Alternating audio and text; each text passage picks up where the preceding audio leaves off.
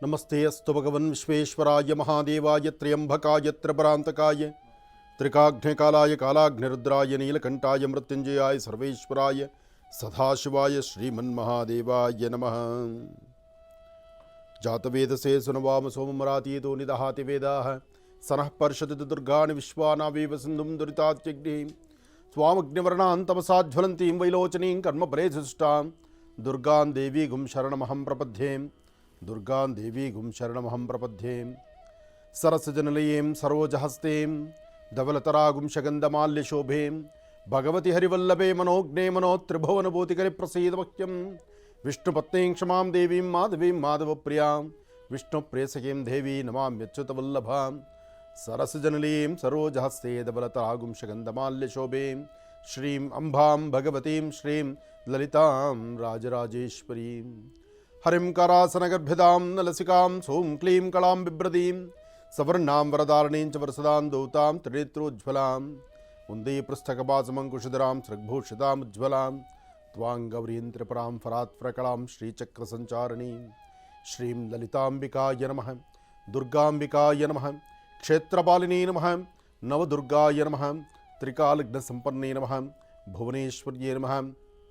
ललिता राजराजेश्वरी नमः। वो श्री चक्रसिंहासनेश्वरी ಶ್ರೀ ಲಲಿತಾಂಬಿಕಾಯೇ ನಮೋ ನಮಃ. ಇವತ್ತಿನ ಸಹ ನೀವು ತಿಳ್ಕೊಳ್ಬೇಕಾಗಿರ್ತಕ್ಕಂಥದ್ದು ಧನುರಾಶಿಗೆ ಸಂಬಂಧಪಟ್ಟಂಗೆ. ಧನುರಾಶಿಗೆ ಸಂಬಂಧಪಟ್ಟಂಥ ವಿಚಾರಗಳನ್ನು ತಿಳ್ಕೊಳ್ಬೇಕಾಗಿದೆ. ಧನುರಾಶಿ ಬಗ್ಗೆ ತಿಳ್ಕೊಳ್ಳೋದಕ್ಕೂ ಮುನ್ನ ಈ ಧನುರಾಶಿಗೆ ಯಾವ್ಯಾವ ನಕ್ಷತ್ರಗಳು ಸಂಬಂಧಪಡುತ್ತೆ ಅದು ಬಹಳ ಮುಖ್ಯ.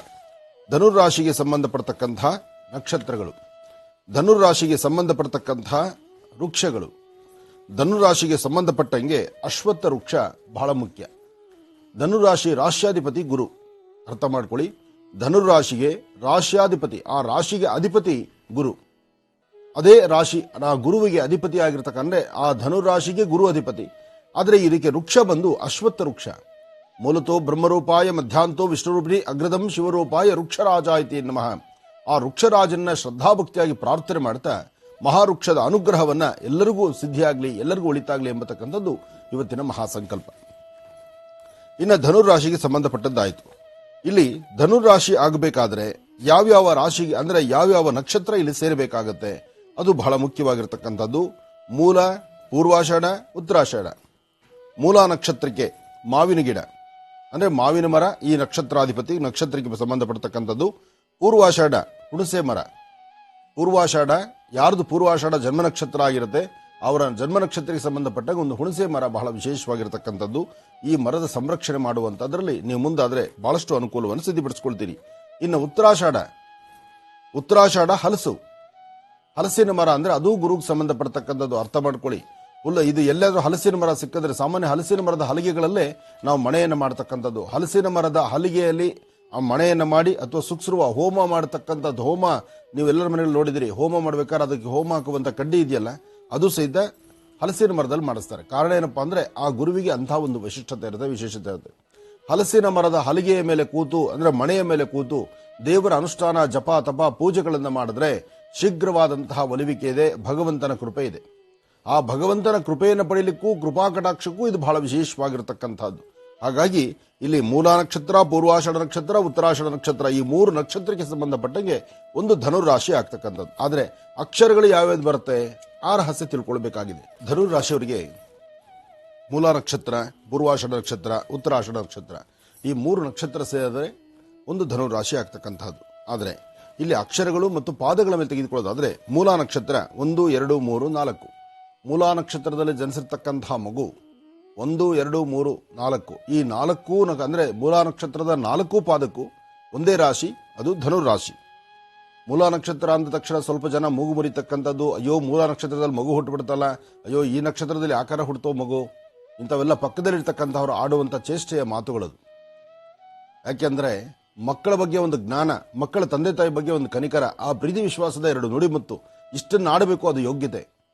ಅದನ್ನು ಬಿಟ್ಟು ಮೂಲ ನಕ್ಷತ್ರದಲ್ಲಿ ಮಗು ಜನಿಸ್ತು ಅಂತ ಆ ಮಗು ಇನ್ನು ಬಾಣಂತಿಯ ತಾಯಿ, ಆ ತಾಯಿ ಮುಂದೆ ನಿಂತ್ಕೊಂಡು ಅಯ್ಯೋ ಮಗು ಮೂಲ ನಕ್ಷತ್ರದ ಜನಿಸ್ಬಿಡ್ತಲ್ಲ, ಏನ್ ಕತೆನೋ ಏನೋ ಏನೋ ಹಣೆ ಬರನೋ ಏನೋ ಈ ಪ್ರಕಾರವಾದಂತಹ ದ್ವಂದ್ವ ಚಿಂತನೆಗಳು, ಅಂತಹ ಕೆಟ್ಟ ನುಡಿಗಳನ್ನು ನುಡಿದ್ರೆ ನಿಜಕ್ಕೂ ರವರವ ನರಕಕ್ಕೆ ಹೋಗ್ತೀರಿ. ನಾನು ಈ ನಕ್ಷತ್ರ ಬಗ್ಗೆ ಯಾಕೆ ಇಷ್ಟೊಂದು ಹೇಳ್ತಿದ್ದೀನಿ ಅಂದ್ರೆ ತುಂಬಾ ಜನಕ್ಕೂ ಟಾರ್ಚರ್ ಮಾಡೋದು ಹೀಗೇನೆ. ಆದರೆ ಒಂದು ಸತ್ಯಾಂಶ ತಿಳ್ಕೊಳ್ಳಿ, ನಾನು ಹೇಳುವಂಥದ್ದು ನಿಮ್ಮ ಮನಸ್ಸು ಒಪ್ಸೋದಕ್ಕಲ್ಲ. ನಿಮ್ಮ ಮನ ಒಪ್ಪಲಿ, ನಿಮ್ಮ ಚೆನ್ನಾಗಿರಲಿ, ಅಥವಾ ನಾವೇನೋ ಹೇಳಿದ ಮಾತು ಕೇಳಿ, ಅಥವಾ ನನ್ನ ಮುಂದೆ ಕೂತ್ಕೊಳ್ಳಿ, ಇದು ಯಾವುದೂ ಅಲ್ಲವೇ ಅಲ್ಲ. ಮೂಲಾ ನಕ್ಷತ್ರ ನಿಜಕ್ಕೂ ಹೇಳ್ಬೇಕಂದ್ರೆ ಅದು ದೇವಿ ಶಾರದೆಯ ಜನ್ಮ ನಕ್ಷತ್ರ, ಬಹಳ ಪವಿತ್ರವಾಗಿರೋ ನಕ್ಷತ್ರ. ಮೂಲಾ ನಕ್ಷತ್ರದಲ್ಲಿ ಜನಿಸೋದೇ ಒಂದು ಅದೃಷ್ಟ. ಇದನ್ನ ಅರ್ಥ ಮಾಡ್ಕೊಳ್ಳಿ. ಮೂಲಾ ನಕ್ಷತ್ರದಲ್ಲಿ ಜನಿಸೋದೇ ಅದೃಷ್ಟ ಅಂದಾಗ ಆ ಅದೃಷ್ಟವಿರ್ತಕ್ಕಂತಹ ನಕ್ಷತ್ರ ಈ ಆಡು ಭಾಷೆಯಲ್ಲಿ ಜನ ಏನಪ್ಪಾ ಅಂದ್ರೆ ಹಳ್ಳಿಗಳ ಕಡೆ ಅಲ್ಲಿ ಇಲ್ಲಿ ಕೆಲವರು ಏನಪ್ಪಾ ಅಂದ್ರೆ ಕೆಲವು ಪಂಡಿತ ಪಾಮರೋತ್ತಮರು ಇರ್ತಾರಲ್ಲ, ಅತಿ ಬುದ್ಧಿವಂತ ಇರ್ತಾರಲ್ಲ, ಅವ್ರ ಹೊಟ್ಟೆಪಾಡಿಗಾಗಿ ಅವ್ರ ಬೇಳೆಕಾಳು ಬೇಯಿಸ್ಕೊಳ್ಳೋದಕ್ಕೋಸ್ಕರ ಇಂತಹ ಕೆಲವು ನಕ್ಷತ್ರಗಳಿಂದ ಹೀನಾಮಾನವಾಗಿ ಬೇರೆ ಬೇರೆ ತರ ಚಿಂತನೆಗಳು ಮಾಡಿ ಅವ್ರ ಬಗ್ಗೆ ಒಂಥರ ಕಲ್ಪನೆ ಕಟ್ಟಿ ಆ ತಂದೆ ತಾಯಿಗೆ ಸಾಯೋ ತನಕ ಆ ನೋವನ್ನು ಕೊಟ್ಟು ಬಿಡ್ತಾರೆ.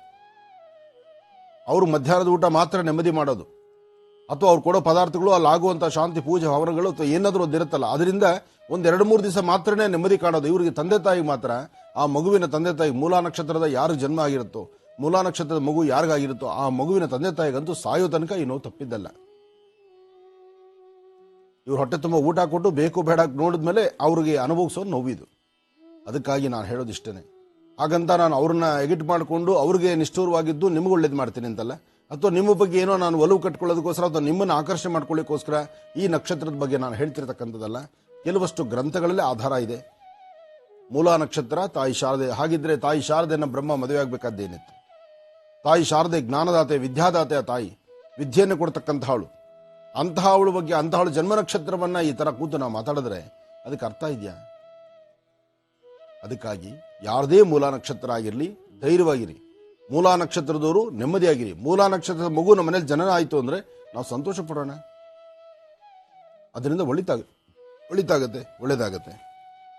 ಮೂಲಾ ನಕ್ಷತ್ರ 1, 2, 3, 4 ಆ ಮೂಲಾ ನಕ್ಷತ್ರಕ್ಕೆ ಸಂಬಂಧಪಡ್ತಕ್ಕಂಥ ಅಕ್ಷರಗಳು ಎ, ಯಾ ಇಂದ ಯಾ, ಯು, ಬಿ, ಬಾ, ಬಾ, ಬಿ ಅಂದ್ರೆ ಈ 4 ಅಕ್ಷರ ಎ, ಯು, ಬಾ, ಬಿ. ಪೂರ್ವಾಷಾಢ ನಕ್ಷತ್ರ 1, 2, 3, 4. ಪೂರ್ವಾಷಾಢ ನಕ್ಷತ್ರ 1, 2, 3, 4 ಧನುರಾಶಿ ಆಗುತ್ತೆ. ಭೂ, ಧ, ಭೆ, ಢ. ಭೂ, ಧ, ಭ, ಢ ಈ 4 ಅಕ್ಷರಗಳು ಸಂಬಂಧಪಡುತ್ತೆ. ಉತ್ತರಾಷಾಢ ನಕ್ಷತ್ರ ಒಂದೇ ಪಾದ. ಉತ್ತರಾಷಾಢ ನಕ್ಷತ್ರ ಒಂದೇ ಪಾದಕ್ಕೆ ಸಂಬಂಧಪಡ್ತಕ್ಕಂಥದ್ದು ಬೆ. ಈ ನಕ್ಷತ್ರಕ್ಕೆ ಸಂಬಂಧಪಟ್ಟಂಗೆ ಧನುರಾಶಿ ಆಗುತ್ತೆ. ಈ ಧನುರಾಶಿಯ ವಿಶೇಷವಾಗಿರ್ತಕ್ಕಂಥ ಗುಣಲಕ್ಷಣಗಳು ಲಾಂಛನ. ಧನುರಾಶಿಯವರ ಲಾಂಛನ ಅಂದ್ರೆ ಆ ರಾಶಿಗೆ ಸಂಬಂಧಪಡ್ತಕ್ಕಂಥ ಲಾಂಛನ ಬಿಲ್ಲು.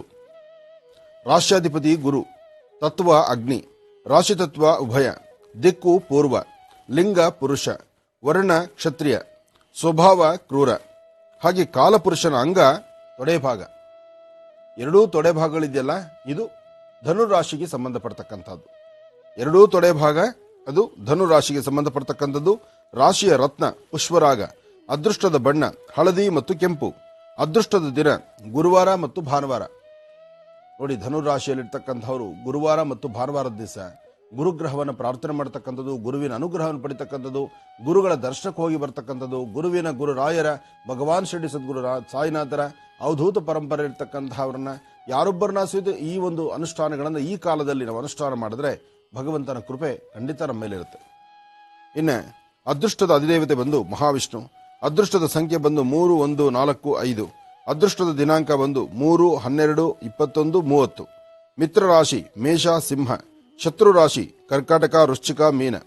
ಕರ್ಕಾಟಕ, ವೃಶ್ಚಿಕ, ಮೀನ ಇದು ಶತ್ರು ರಾಶಿ. ವಿಶೇಷವಾಗಿರ್ತಕ್ಕಂತಹ ಗುಣ ವಿದ್ವಾಂಸರಾಗ್ತಕ್ಕಂಥದ್ದು, ವಿಧೇಯತೆಯಿಂದ ನಡ್ಕೊಳ್ತಕ್ಕಂಥದ್ದು. ಇದಕ್ಕಿನ್ನ ಬೇಕಾ ಈ ರಾಶಿ ನಕ್ಷತ್ರಕ್ಕೆ? ಎಂತಹ ಒಂದು ವಿಶೇಷತೆ ಇದೆ ನೋಡಿ.